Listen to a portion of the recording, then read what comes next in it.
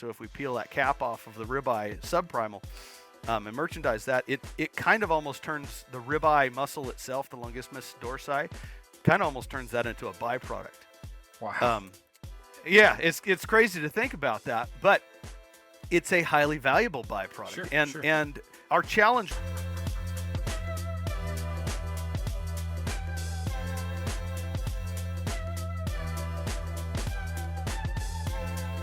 Hello, meat folks. Welcome back to the MeatsPad podcast. It is your happy and hungry host, Phil Bass, back with yet another week.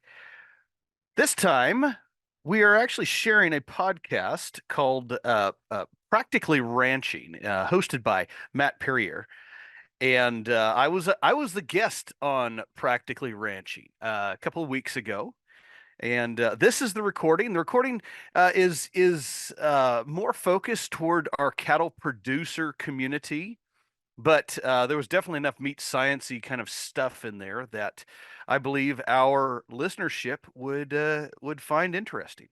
So, without further ado, here's the recording of Practically Ranching with me as the guest, and hosted by Matt Perrier. Well, that'll get folks to tune in anyway, won't it? Exactly. Then they'll go, man, he sounds a lot different on the podcast. Yeah. Sounds much taller, right? Right. Yeah, you may not quite have the crazy stories that Dr. Phil would in terms of Valentine's Day, but I guess I first have to ask you, if you're taking a Valentine out for dinner, obviously you're going to order a steak. Sure. What's your go-to cut for a nice romantic Valentine's dinner? Well, for me, and honestly, my wife as well, we are ribeye fans. We love marbling and we love fat. And so, good beef marbling, there's something to that, I think it's instinctual for us. I think that goes back to some level of evolution where there's so much energy in it, but it's also very palatable and it's really good. It's a really good type of fat, and it's usually plentiful in a ribeye. So we like ribeyes. Yeah, I do too. From a food science standpoint and from a consumer trend standpoint, I grew up in the 80s and it was the war on fat and we couldn't make them lean enough. And obviously, up till 1996, we saw what that did to consumer demand. And since then, we've been kind of climbing back. What has changed in that arena in terms of science and also acceptance? I mean, we're even having some nutritionists. We've had one or two on this podcast that talk about, from a human nutrition standpoint, how fat got thrown under the bus and it was a terrible thing. And as we replaced it with carbohydrates and things like that, we've actually made people less healthy. Mm-hmm. Where are we on that spectrum? And are we finally seeing some adoption of the fact that fat isn't all bad? Yeah, to first answer your question, I think a major change occurred in beef demand when we started refocusing on marbling and on fat and taste. You know, you're right. Growing up in the 80s and the 90s, I remember showing beef cattle in the 90s, and they all kind of looked like racehorses. They were tall and lean, and we have greatly changed that to the point where, it's funny. You look at old photos of beef from the 50s and 60s, and we're not there. I mean, those were no neck pigs, really, what we had back then. But I think we have really started to optimize the beef animal, and marbling has driven that. And people are realizing that if we're going to spend the money on something that is not the cheapest in the meat case or not the cheapest on the menu, it needs to be good and it needs to be satisfying, and we need to have good value. My previous employer, the Certified Angus Beef brand, I'm still very much branded, but I also really applaud all the other brands that are out there that have seen the success. And it's not marketing, guys. It is not. They're good at marketing, but it's the specifications that come along with it, and they were the ones that really helped to change the tide. You can look at beef demand and when those brand specifications came out, and it was about marbling, and that's what they really hang their hat on. And so now we have Oh gosh, dozens, if not still in the hundreds, of beef brands that are listed by USDA, and overwhelmingly they're focusing on marbling. And when we started doing that, and the packers realized that it's easier to sell that, uh, they started to provide premiums, and that's where we need to be focusing. And then the premiums went back to the feed yards. The feed yards realized that if we bought the right types of cattle who were predisposed to marbling, then we're going to have an easier chance of gaining those premiums. And so I believe that has helped to drive the change in beef demand, and we're giving people what they want, not just saying here's what we got. And we have to be very careful about that, because there's a lot of producers out there saying, well, I have cattle and you should buy them. Well, there's a lot of car manufacturers out there that say, I got a car, you should buy it. And gosh darn it, we're not going to buy something that we don't want. Your second question on nutrition, and gosh, yeah, I've been really beating that drum pretty heavily lately on the meat side of things, and the value of meat in the diet. First off, Dr. Shailene McNeil at National Cattlemen's Beef Association. Sure. I mean, that was probably one of the most fun podcasts I've been a part of. I have a podcast myself, and so Good. one of the most fun interviews that I've had recently was just visiting with her about the great uses of meat in the diet, and especially beef. And then more recently, visiting with Dr. Eric Berg at North Dakota State University, and he focused more on using the pig as a model for human nutrition, Hmm. just because they have such a similar digestive tract. But he fed them hamburgers. Oh, wow. And gosh darn it, it made them lean. It helped them with muscle growth. Now, to just feed them straight up hamburgers, that's not necessarily a good thing. It's not a good thing for us either. We need to have a good balanced diet.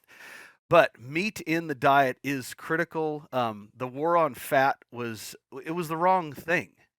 We had to change that. And now, having fat in the diet, I think folks are starting to realize it's satiating. It Right. fills you up.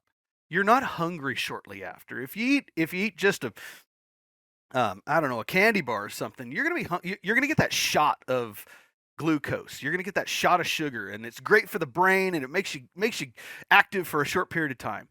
But it declines very rapidly, and it messes with your insulin levels, and so that makes you sleepy. Right. Okay, so if you have protein, animal protein in the diet, especially something like beef, where you're also getting some of that dietary fat, you're going to feel full longer. You're not going to want to snack.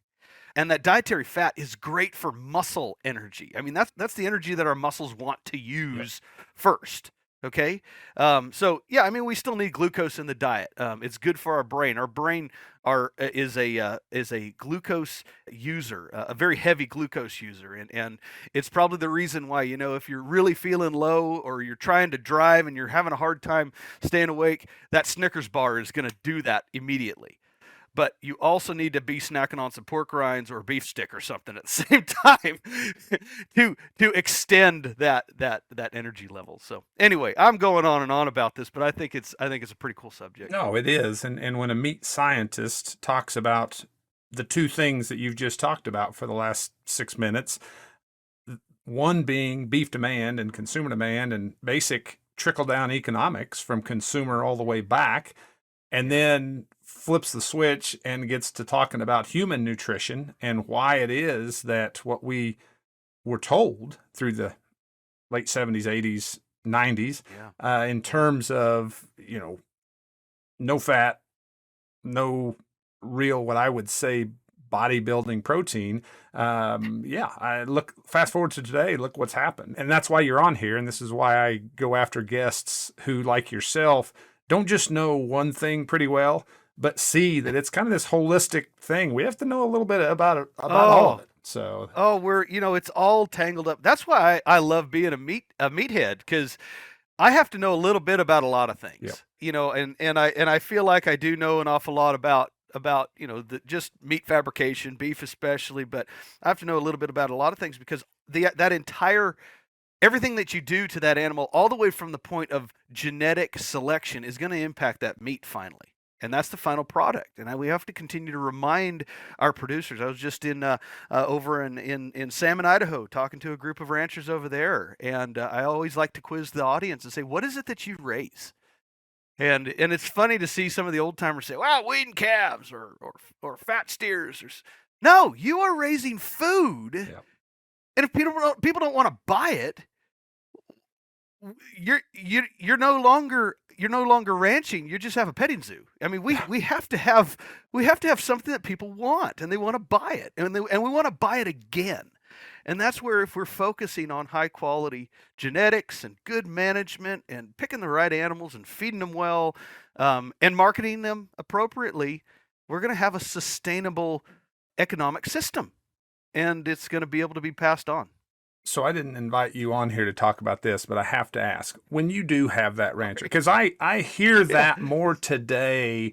We went through this whole focus on the consumer movement about the time we were seeing branded beef kind of in its infant stages. And we said we have to focus on the consumer. We have to look at beef quality assurance and making sure that we're handling these cattle while they're alive and being developed in a way that makes the best eating experience. And, we moved the vaccination location to the neck. We did all these things as an industry that were just basic consumer demands that we weren't meeting. And then we went to the branded beef movement, and we went to more marbling and more tenderness, et cetera, et cetera, et cetera. Now I'm hearing more and more producers that are going, by gosh, I'm doing all this stuff and it's just making money for the feed yard that bought them from me, or it's just making money for that packer that's selling it. What do you say to that argument? And I see their point, especially if they are not figuring out, how do I tie information to this calf whenever he or she is sold so that I get to share at least a portion of those premiums. But how do you address that guy that's sitting in Salmon, Idaho saying, no, I sell 575-pound steers, period. After they leave my place, I could give a darn less. What happens? Yeah. Well, yeah. It's just like any other product that's out there. You have to keep the end in mind and that final consumer that's going to be purchasing it. And yeah, if all you're doing is selling weaned calves and you don't really care about what happens next, then I worry for your business model. That is a really old-fashioned way of going about things. We have to keep connected to that entirety of the value chain.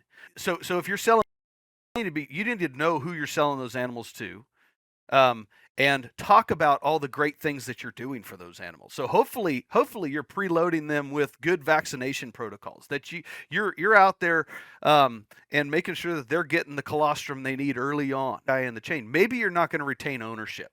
I would tell you some of the most, and I tell the guys over in Salmon, Idaho, I tell the guys in Manhattan, Kansas, I tell everybody, the folks that are really focusing on progressive cattle are considering retained ownership, maintaining some type of interest in those animals all the way to the point of the packer. That's where you're going to get that premium.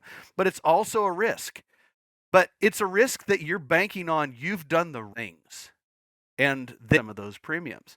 Now, we can look at it as the trickle-down economy effect, and I think that that's still very viable as long as you're marketing the things that you are doing to those animals. So again, good vaccination protocols, anti-parasitics. You're worming those animals at the right time. You're doing all the right management things. You need to be telling the people who are buying those from you, and I think people are willing to pay for that. It's more than just no horns and a black hide. It's I think you need to be selling.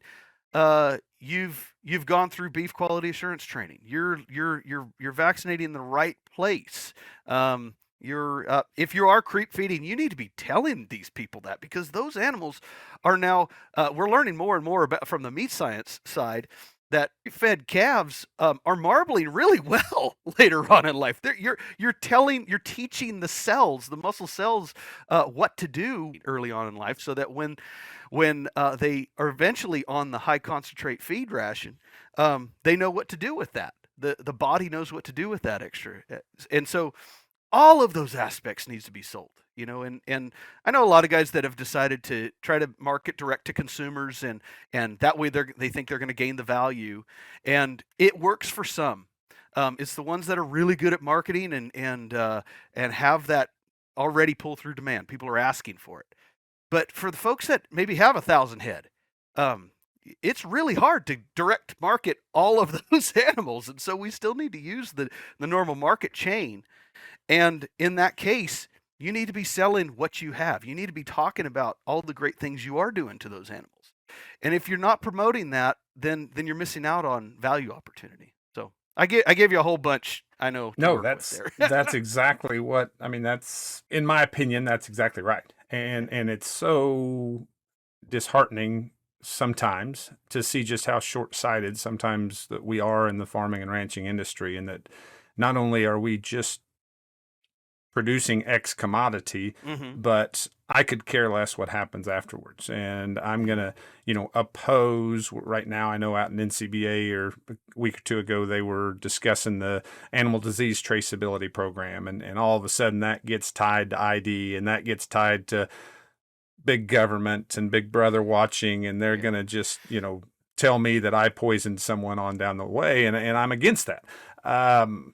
Golly, it's hard for me to believe in 2024 that we don't have a nationally accepted or adopted identification program that we can, by the way, use in a lot of these different programs, so that if I am selling calves 10 at a time, Mm-hmm. I can show why those calves are better than the next guy's 10 that he sold, why they were treated right, why they had the right genetics, or whatever the case may be, instead of being afraid of someone knowing that I produce those 10 calves. And that's again not why I had you on Yeah. here, but it is something that really, really challenges me as I go forth and looking at long term at Mm-hmm. how it is we market and merchandise and produce Yeah, beef cattle. the reality is on that line, and I'm sure you have some other directions you'd rather we be going, but I want to talk just briefly on the value maybe of putting that ear tag in those animals. Um, Guys, that opens up avenues of marketing for us, and some folks don't realize. I'm not going to say some folks. I would say most folks probably don't realize the value of our export markets. Yeah. Um, they add value to that animal that we cannot gain in the United States. We're not going to eat all the livers, hearts, and kidneys and tongues that we can generate here in the US. But we have countries out there that pay dearly for it and are really excited to get it. But so many of those countries do have full animal identification programs, and I'm just waiting for the point where they're going to say you have to have one too if you want to sell to us. Yeah. And And some some of of them them already have. do, and some Yeah, of them some of do. them have. Yep, source verified. Yep, exactly. So it's a marketing avenue, guys. It's a way of gaining a little bit more value out of your animals by putting a silly ear tag in. So Yep. Yep. Well, so let's go back to one of the first questions I asked you. You're going to Valentine's dinner with the wife. You're both ordering ribeyes. okay. We have sold a month or two ago a 1,600-pound live weight steer that has 1,000 right ish pound carcass. Yep. Average wise, that ribeye is going to be how many square inches? Oh, well, yeah. Go Oh back to your gosh, preliminary yield grade equate. yeah. I'm having to go back to my. It's going to be 16 plus. It could be. Yes, it could Yeah. be. Yeah. Um, it doesn't have to be though. And this is the fun of the meat science side. So Okay, let's all right, go. hold on. I hope you brought your seatbelt because this is kind of cool. Okay, back to the branded beef programs. Okay, and we could say certified Angus beef. We can say Sterling Silver, Chairman's Reserve, Swift 1855. The list goes on and on and on. Many of them actually have a ribeye area specification, which means you can't make it over 16 square inches and get the premium of those branded beef programs. Okay, Right. so here's what I have observed. Yes, the old preliminary yield grade calculation would say it's probably over a 16 square inch ribeye. All of it depends on fat thickness as well, and Sure. and other factors. But yes, it's probably going to be over 16 square inches. What I'm observing is it's not. What's happening, what I'm seeing is, yeah, cattle are definitely fatter, and that's going to add to that extra weight. They're getting longer. Hmm. Yeah, which is kind of cool. Which makes a lot of sense because if you think back to you and I are probably about a similar vintage, and when we were learning how to judge livestock, the big one, the long one wins. Okay, Right. so Right. we've selected for long animals. We've done this in pigs already, where we've actually added ribs to the pig because we've selected for longer animals.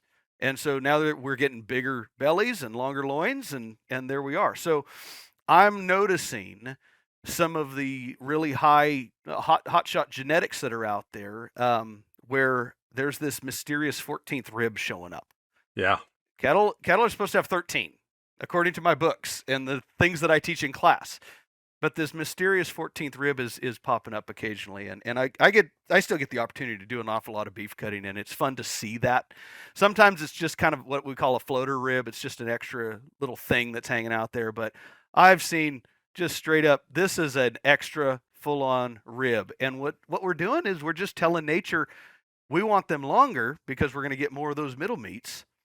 And so nature says fine, but we have to put some structure in there, and that's what nature's doing, is throwing an extra vertebrae in there, which adds an extra rib.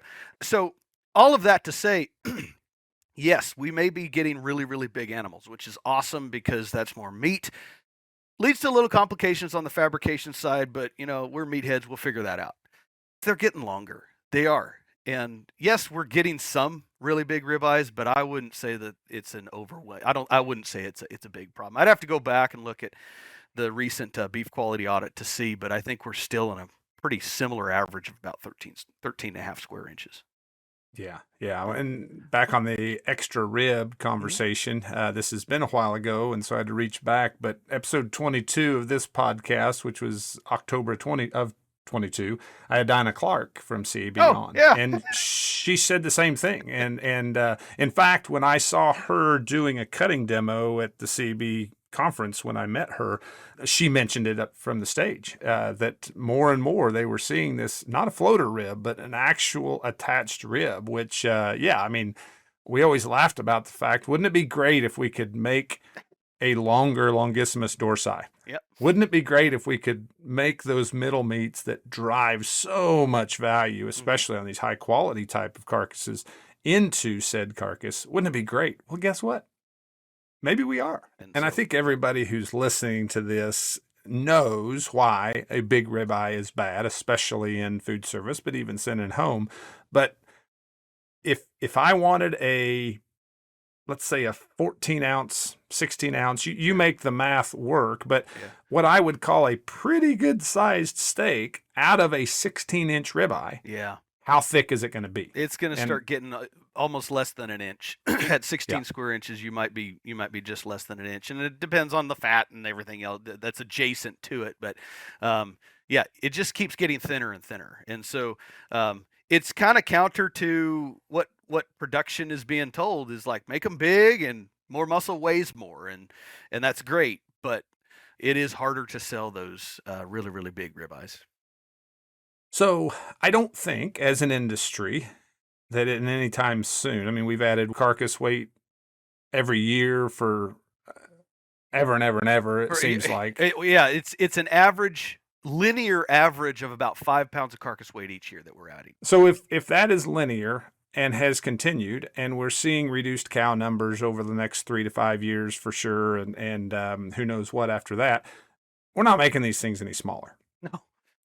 How do we, again, consumer demand is driving the bus. If that consumer wants to buy a 14 ounce or a 16 ounce, or gosh, I mean, the guy who told me I needed to get in contact with you, Bryce, if you're listening out there, Bryce Borer said, you need to have this guy on your podcast because we need to talk about portion size. And so that's why you're here. Okay. You can send him the hate mail. No, that's all right. But, and I'm glad that he called me. Yeah.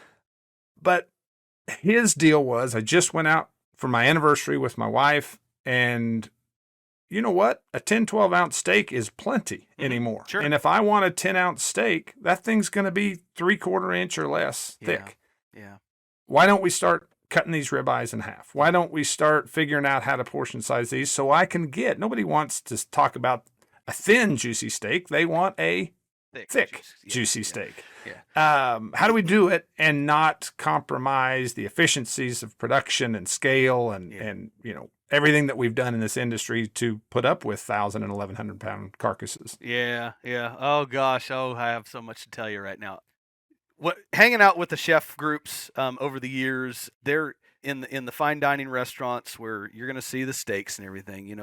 Sure. They're making a three-dimensional art project, and what I like to call, Hmm. what I like to say is, it's altitude is attitude.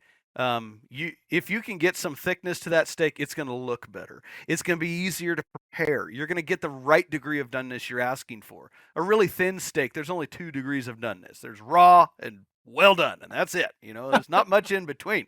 So a thicker steak is going to look better, and it's going to be prepared right, and this and that. Okay, so that's correct. I remember when I was in graduate school, and maybe this is probably going to really start dating me. But when I was at a National Cattlemen's Beef Association meeting, I believe it was one of the winter meetings, and this topic has been around for some time. We're making them big. Oh yeah, right? We were talking about it. Yeah. We were talking about it when we were getting up to 850 and 900 pound carcasses. Yeah. Which okay, for my research dissertation in graduate school, if I was looking for exceptionally large carcasses. So if I found an 850-pound carcass, I'm like, woo, this is the one. We're gonna make we're gonna make some changes here. Well, heck, guys, the average right now is over 900 pounds. Average. Yeah. Oh, so like 850 pounds, we're not even scratching the surface anymore. Look, and you know what? That's a testament to the efficiency, the great things that are happening out there. The producers are doing the right thing. We're raising the right animal. Okay, great. So some might be arguing with that in terms of how big is too big, but that's another podcast for another time. I agree. You're right, because and that conversation has come up in the past, and I've asked that question, and it's going to come down to how big of a cow are we willing to maintain. Right. How far in the mud are we willing to let her sink before we're like, you know what, she's just a bit too big. She eats too much, and anyway. So, and I would also say that same system, again, editorial sidebar, but the same system that demanded marbling and high quality cattle that has gained us back consumers and driven value into our beef industry, that same system of value-based marketing is going to have to send signals that says, okay, enough's enough. We're not just going to not allow 16-inch ribeyes into CAB. We're not going to allow 1,100-pound carcasses in the door or 1,700-pound steers. And until that happens, until we don't just have this little discount for heavies, but an absolute, we're going to pay you more if you send us 14-inch ribeyes and down or whatever, we won't see that change. In my opinion, we won't see that change. But anyways, proceed. No, that's a great point. It's a great point. So okay, so back to my time in graduate school, and I just remember this so distinctly because the individual is so distinct. But I don't know if folks out there remember Dallas Horton. Oh yeah, cattle feeder in Colorado. Sure. Okay, all right, and everybody who knew Dallas, tiny little hat but big personality. Sure. So anyway, good. But I remember him standing up in the audience and just saying, "The solution is easy. Cut it in half." And then he sat back down. Okay. So, us meat scientists, we all got together. We got our knives out. We talked a lot and drank a lot of coffee and had some meetings, and finally decided, you know what? What if we cut that ribeye in half? Reality is we are doing that. Now, the ribeye, if we're talking about the ribeye steak, okay, coming from the rib section of the carcass, it's not as easy to do that. And right now, the market signal says just keep selling ribeyes as fast as you can because we can't hardly keep up. And in fact, there are times, and there have been recent times, where the ribeye, the subprimal, has encroached upon and even exceeded the value of the tenderloin. Wow. Which, the war on fat is over. Okay, so we don't have a problem selling ribeyes, but what we do need to more focus on, just to continue to maintain the consumer demand, is the rest of that longissimus muscle, the longissimus dorsi muscle, okay, that goes into the strip loin. Right. And that's where the value for cutting those things in half is really going to make a difference, because that's fewer muscles that we're dealing with. It's really one single muscle at that point. And for those who are out there that aren't familiar, strip loin is the big side of a T-bone. Okay, and when we make it boneless, now we have a New York strip steak. We can cut those guys, but they're going to still be affected by the size of that ribeye. And so if we're talking about some of these cattle that are 17, 18 square inch ribeyes, those are actually very well set up for cutting the strip loin in half. Now the ribeye subprimal, it gets a little bit messier, and ideally those are better off if we start separating muscles. There's for those who are ribeye fans, there's the little muscle right on the edge of the ribeye it's called the spinalis dorsi. It's the ribeye cap. It's probably the best piece of meat in the entire carcass. It's super flavorful, super tender. That needs to be removed. And then we're down to a single muscle that we can start cutting in half again. And that's for presentation and consistency purposes. If we pull that cap muscle off, there are folks out there that are, they'll pay over $40 a pound for it going into a restaurant. I mean, it's highly desirable. I don't know if we've reached the max on what people are willing to pay for that, to be honest. And it's interesting how that particular type of fabrication, so if we peel that cap off of the ribeye subprimal, and merchandise that, it kind of almost turns the ribeye muscle itself, the longissimus dorsi, kind of almost turns that into a byproduct. Wow. Yeah, it's crazy to think about that, but it's a highly valuable byproduct. Sure, and sure. and our challenge right now is just educating the consumers. So as far as the strip loin's concerned, we can do that. We can cut it in half. The value's still there. If we start peeling apart that ribeye, the folks that do the steak cutting, so the distributors out there that are cutting steaks for restaurants and that, it's harder for them to truly make money on that. They're better off just cutting a thinner ribeye, and people are still buying it. And it's kind of like the argument where, beef's really expensive in the supermarket, and I think that's gonna cause a decline in consumption. I don't think that's happened. No. I think people just complain more, and they still buy it. Yeah. I think the decline in consumption is just the availability that we have right now, and the extremely small herd that we're about to have, and everything. But I could be wrong. An economist could probably tell me different, but I'll stand my ground and say, people still want meat. They're still buying beef. They're just complaining more. Well, Bryce, you're complaining more. Yeah, and for years, every time, and I think again, this is a function of now serving a high quality product. But for years, every time the cattle cycle got a little short on supply and beef prices went up, and I'm talking prior to 96, 2000, somewhere in there. I mean, it wasn't a gradual, well, they're buying a little less beef. They immediately traded down to pork or poultry. Yeah. The last cattle cycle or two, it hadn't happened. And the economists, as you referenced, will start talking about inelasticity of demand and that we've separated ourselves from the rest of the protein complex. And if somebody's going to buy steak, they're going to buy steak. But we as ranchers, I think, still kind of almost want to apologize for beef prices, when in actuality, the only way that we can continue to do what we do is to make that steak so good that almost regardless of what it costs, those folks who want to buy a steak are going to buy a steak. And they spend a lot of money on other things that are an experience: hunting, fishing, vacation, skiing, whatever the case may be. Why not let them spend it on entertainment, which is what they're doing when they go out and buy a steak? Yes.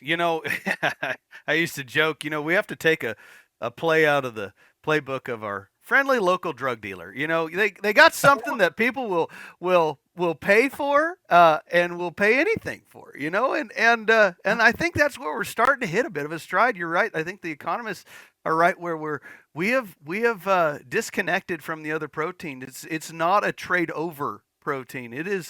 Beef is something that is highly desirable. It tastes different, especially North American beef. We have hit a stride for sure. There's no tenderness problem anymore. That was a big problem that we were trying to address in the 90s and early 2000s, and now we do a lot of tenderness research here at University of Idaho, and almost always it's just super tender meat. And so tenderness isn't a problem necessarily. It was the marbling that we needed to figure out, because that's where the flavor and juiciness comes in, as well as tenderness. Sure. And now that's in abundance, to the point where USDA is having to create higher standards of marbling to address the levels of marbling that we're starting to see in some of our North American cattle, not just the Wagyu types. Like this is Wow. our British breeds that are starting to hit levels of marbling that um, are new to the industry, which Wow. is kind of cool. Yeah. So I don't know where Pretty that's going to amazing. land us. I still strongly believe that a high choice, low prime steak is probably going to be your best eating experience out there. You get to a point of marbling that it takes a very refined palate, a very specialized palate to truly appreciate. And that's when we get into our Wagyus and the Kobe level of marbling. Where I like to equate that to uh, me or a sommelier, so a wine connoisseur. You give Sure. me a $20 bottle of wine, and I'll be pretty happy with that. I said, oh man, that's good Yeah. wine. You give me a $200 bottle of wine, I say, oh yeah, that's pretty good. The sommelier is going to say, "Oh, this is a $20 bottle of wine. What are you drinking that for?" Versus the 200. And it's, oh yeah, so that's got to have all these nuances and this and that, and that's kind of where you start to get in those really high levels of marbling that I think it takes a very specialized palate. So I'm getting off topic, but the point being that I think the value is there. I think people appreciate the value, and you're right. Stop apologizing. I tell our little small processors that I work with regularly too is they're apologizing for raising their prices, and you can't do that because you won't be in business. You have Right. you have to you have if you're creating something that is worth the value, then charge that value. Yeah. Yeah. And like I said, I mean, it's not just sustenance. If they're going out Yes. and buying a steak, it's not strictly nutrition. Is there an immense amount of Yeah. nutrition? Yeah, it's the most dense nutritional bite for bite of anything they can probably Yeah. eat when you throw in the zinc, iron, protein, and the good fats and Yeah. everything else. But that's not what's driving them to the meat case to give $15 a pound for Yeah. it. It is an experience. It is to go home and have their family go, wow, or their coworkers go, wow, or whoever it is that they're trying to impress, even if it's just themselves. That's what they're buying it for. And we need to recognize that and see that they're not only spending a couple $100 on steak, they're spending a couple thousand on a new set of hunting gear Yeah. at Yeah. Cabela's. And they shrug that off like it's no big deal. Why wouldn't we let them do it with steak? Yeah. Yep. That's right. Yeah. Yeah. So back to the ribeye size and Yep. shape. Hmm. How does this work going forth? You said we need to work with our consumers and educate them and figure out their preferences.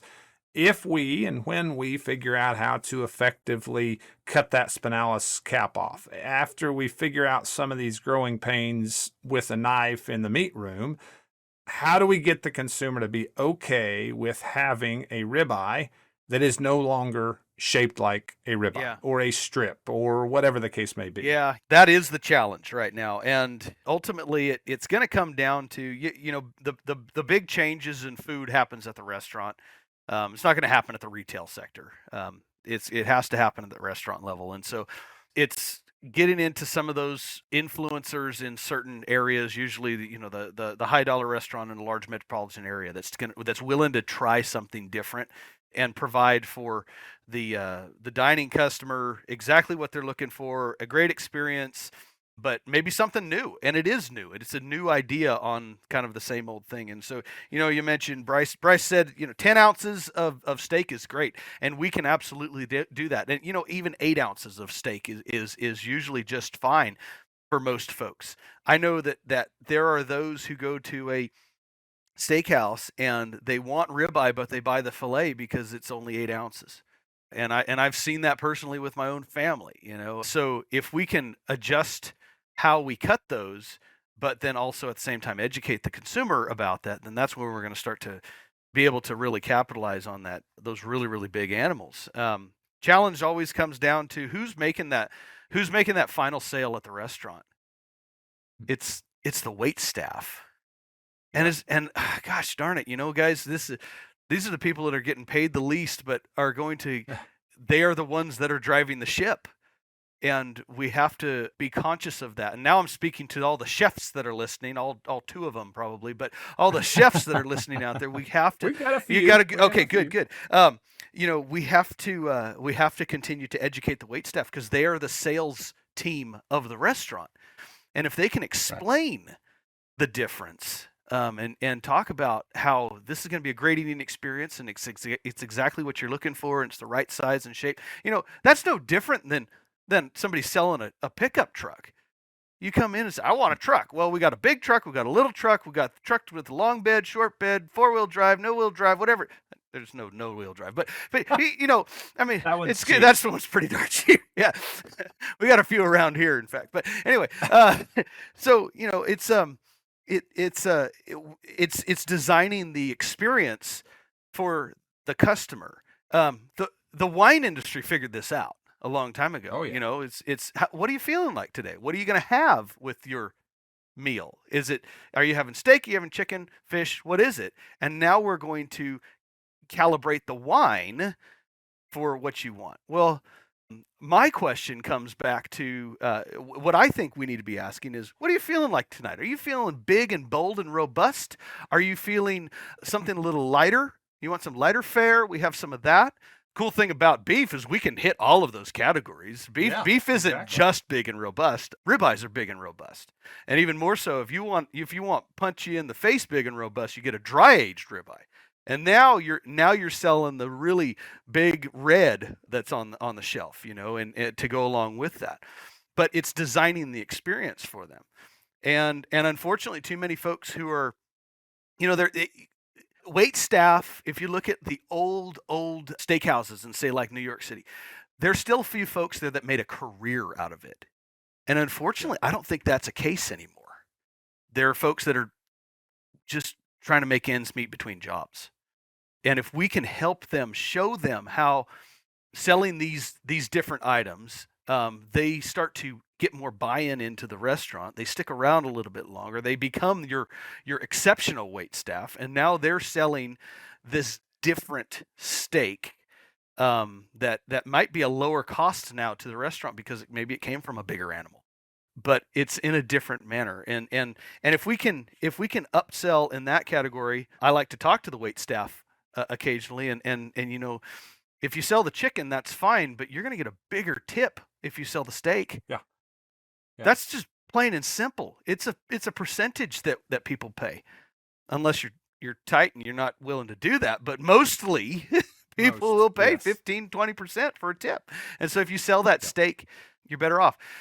And if we can sell them something that is what they're looking for specifically, and we're doing that, we're slowly doing that in the beef industry.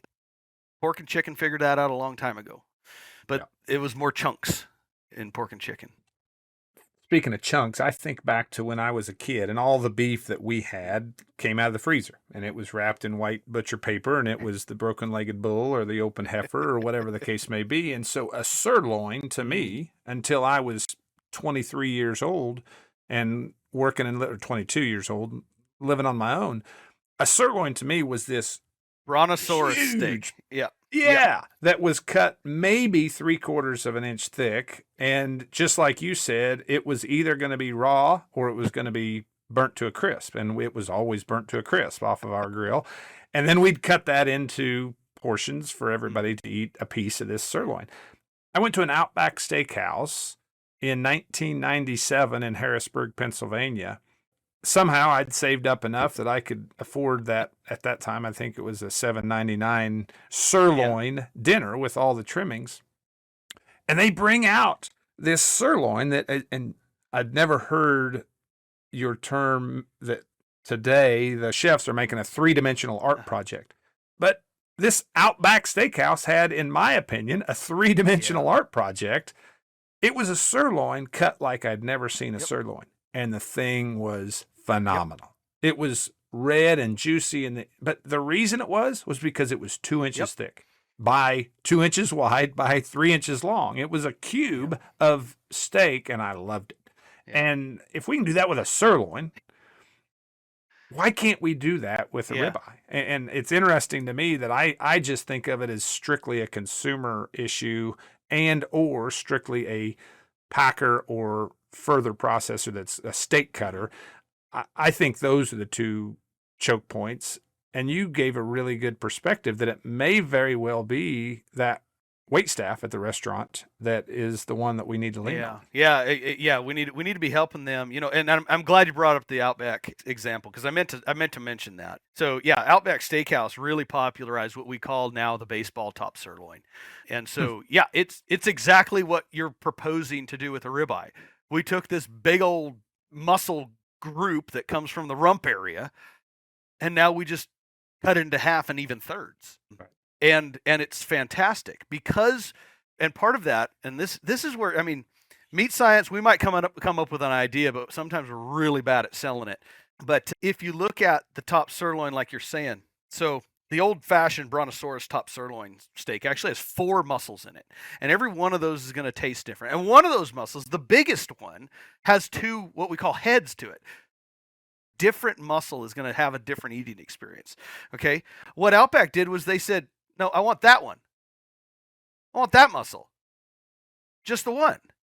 People like consistency, and if we can, which means there's 2 parts of a single muscle that are still going to taste different. So every do that, then we're actually going to have a better eating experience in the end. If you give them just a single muscle to work with, now it's not one bite was good and the other one was not.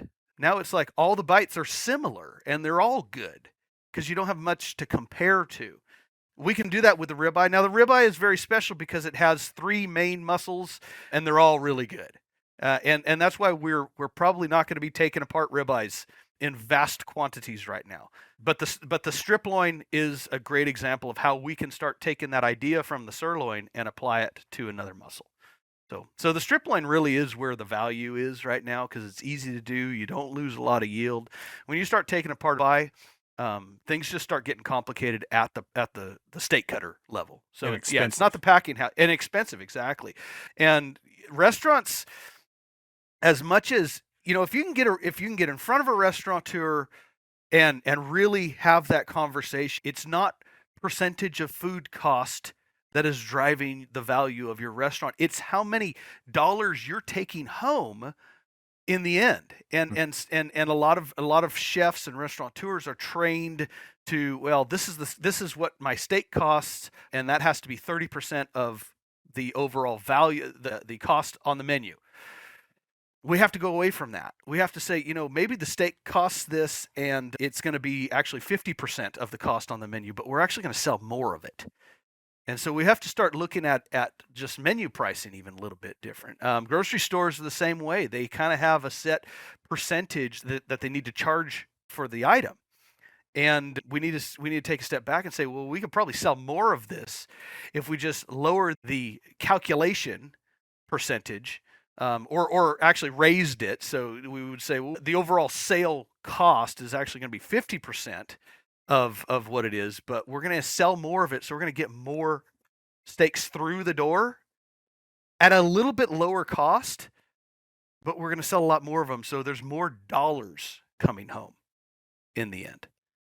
And I think that's what we have to be after. I mean, it's this kind of holistic systems approach to the beef business all the way through, just like we've talked about, all the different steps, and even down to focusing on an area that most of us aren't very comfortable or understanding of, and that is the restaurant and the retail side of things and how it is that they look at the beef business from their perspective. And it takes a little wider view, I think, to get some of these things done.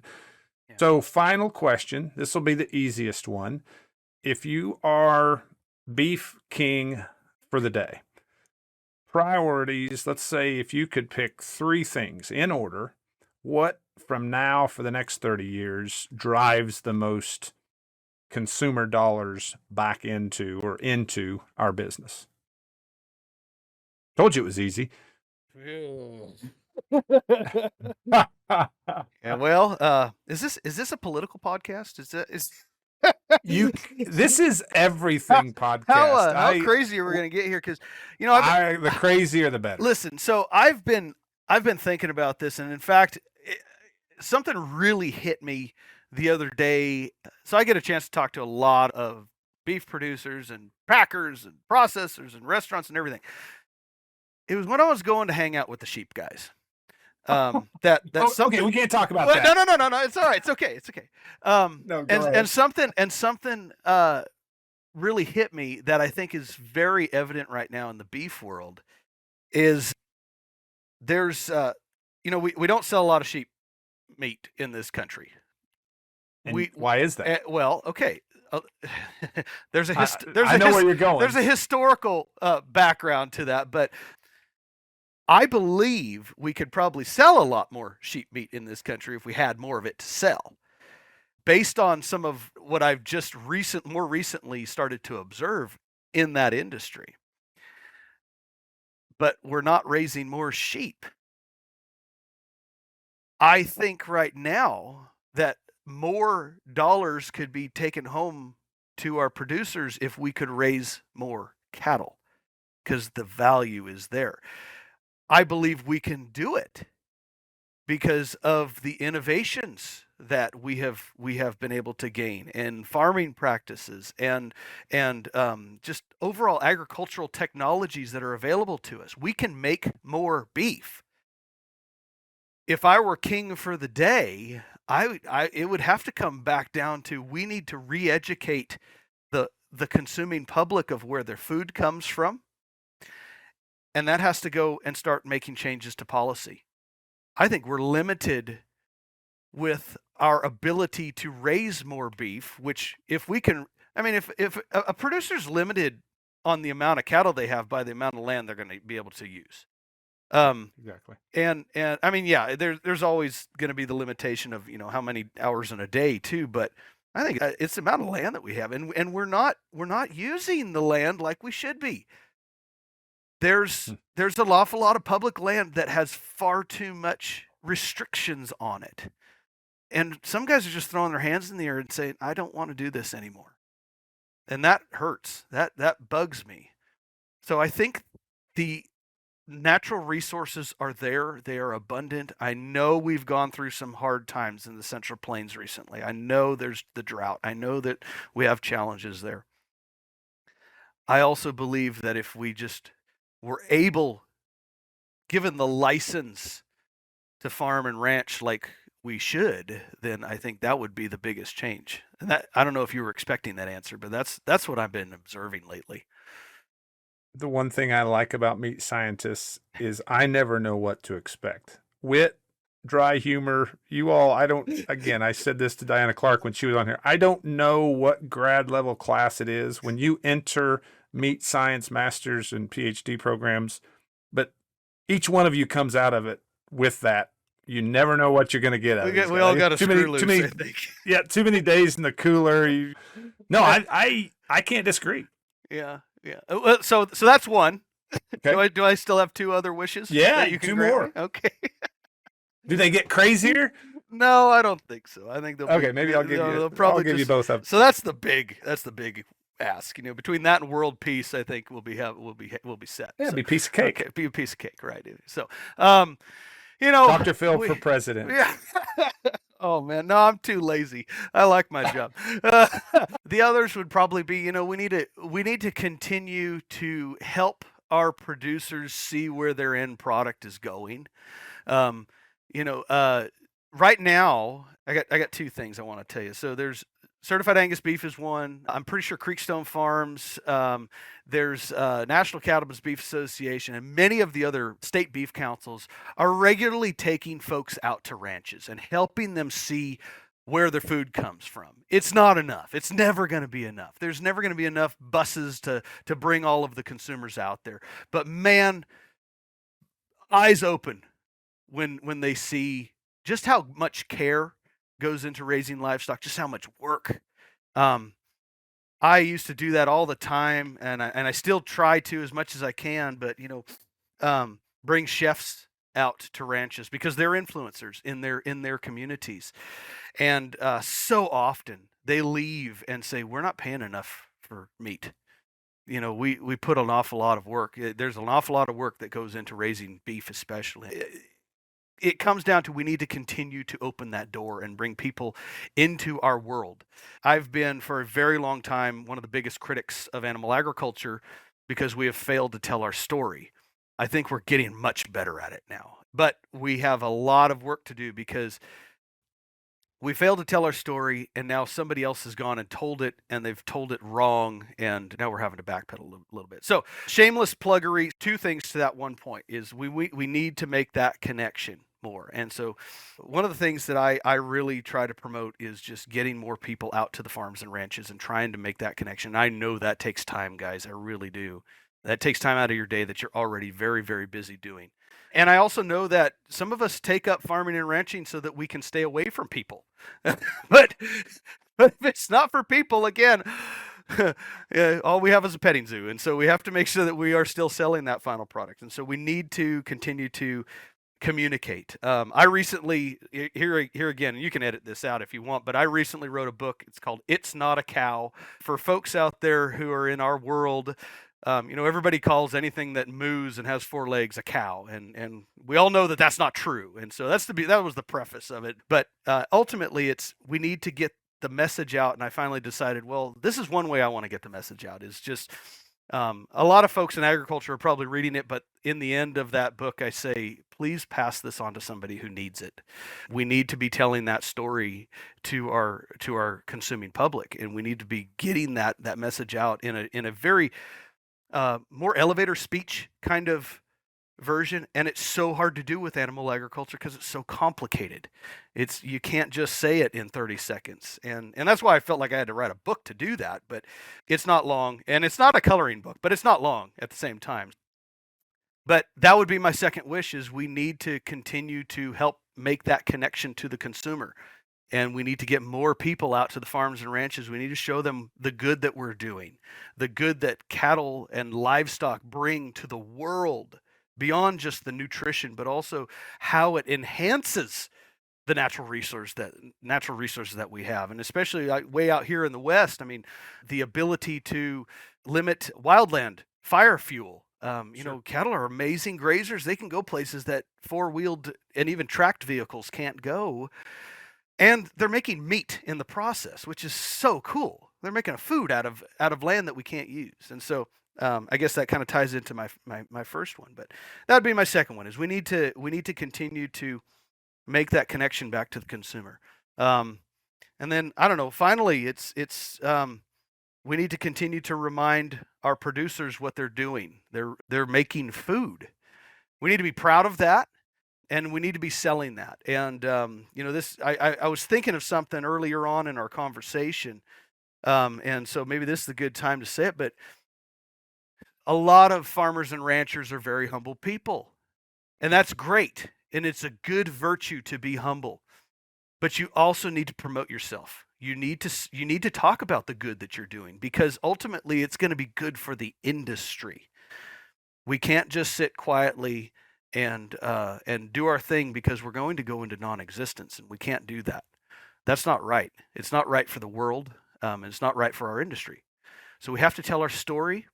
I know some of us are starting to age out of the maybe more the social media technological areas. I'm not good at it. I had to write down what I was thinking. I do podcasts. I go and give presentations. I'm not good at the social media thing, but there are younger generations who are good at that. Let them take pictures of the ranch. Let them tell about the story. People want to know where their food comes from. And that's why they're getting this misinformation sometimes, is because they just start looking, and somebody else who's really good at marketing and doesn't like what we do has already told the story. We have to tell our story because we have a great story to tell. And if we do that, then we're going to continue to have demand. I believe my three wishes are relatively tied together. Ultimately, my goal in life is to drive demand for animal agriculture. I want people to eat meat. I don't really care which animal it's coming from. I do care where it's coming from. I'm not a big fan of the cell-based stuff, but I want our producers, I want our farmers and ranchers to be successful. I want them to have a comfortable life. I don't want them to feel like they're slaves to their land or the government. I want them to be feeling like they're serving their communities by raising livestock. and by making food. How virtuous can that possibly? George Washington said the most noble and virtuous pursuit is agriculture. Um, Yep. you're using what the Lord gave us to serve humanity. Wow. Wow. What a job description, huh? So Exactly. let's remind ourselves of that. Well, I can't believe that I invited a meat scientist with whom I had never met, spoken, hardly ever even read about, and yet you basically did my job as a podcaster for me, because I usually have to tie something up here at the end of it, and there is nothing more to say. I mean, that is as spot on as I've heard anybody put together as to who we are, some of the good and bad of who we are as beef producers, but also why we do it and why we need to not just practice care and respect with these animals, but tell folks just how much care and respect we have for them and for our livelihood and for our businesses and our family legacy. And yeah, I should have known that Dr. Phil would come on here and be philosophical about humanity and why it is we do what we do. I didn't see it coming, but I'm glad that you're here to share it. I appreciate it. Well, you go out and have that great ribeye and 2 ribeyes with the wife tonight, and we'll all do the same across the nation and always. And I do want, before we go, what's your podcast name so people can go and listen? Yeah, it's called MeatsPad. It's kind of a funny name, but it was originally an idea of my co-host and the founder of MeatsPad, Dr. Francisco Nahar, and I think I was maybe interview number 2 or 3 on there, and when we stopped recording, he and I just kept talking about ideas and how we need to get the message of meat out to even our meat processors, and that's kind of what it's for. And so, if you want to learn more about meat science and even just the business side of what it is that we do on the processing side, that's a good podcast to go to. It's available at all the usuals, and so MeatsPad, and we have an email if you have any questions about meat science at info@meatspad.com, and reach out and come hang out with us. Awesome. I'll put that on there. And then where should we get It's Not a Cow? Yeah. Oh, your yeah. book? Great. Yeah. So It's Not a Cow. It's available on Amazon, Barnes and Noble, barnesandnoble.com.